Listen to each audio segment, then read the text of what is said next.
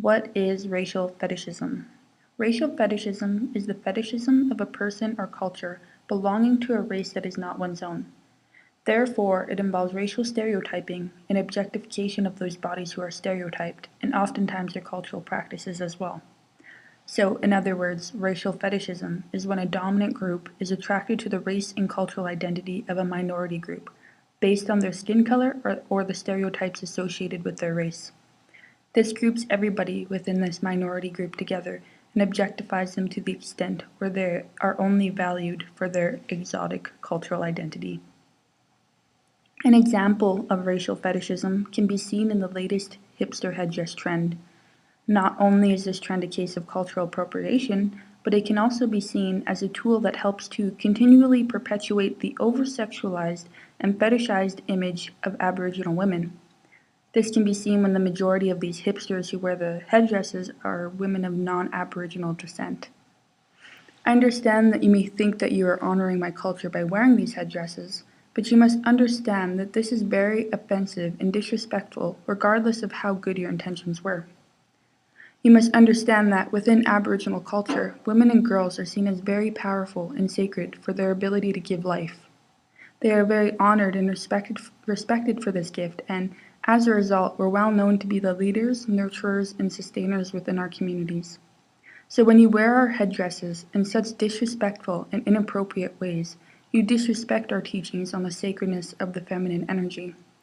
You also make it hard for us to be proud Aboriginal women when we are only seen as these hypersexualized and fetishized stereotypes instead of the natural leaders and caregivers that we actually are.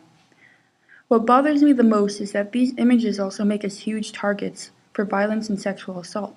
This is because this fetishization creates an overly oppressive perspective that Aboriginal women and girls are of an exotic other that can be sexually dominated and tamed.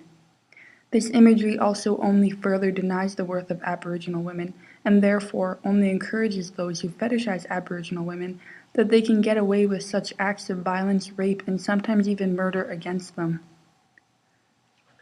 RCMP release report on Canada's missing and murdered Indigenous women and girls states that a total of 1,181 Indigenous women and girls have been murdered or are missing between 1980 and 2012.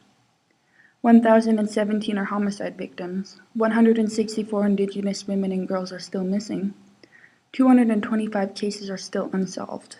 Indigenous women and girls make up 4.3% of the total population, female population, but make up 11.3% of the murdered and missing. 49% of women murdered in Canada are Aboriginal. Sister, sister, I want you to know you are so strong and beautiful. I gotta know, where did you go? I think of you every day since you gone away. Hey, oh, hey, oh, hey, hey, hey, hey, oh, oh, hey, oh, hey,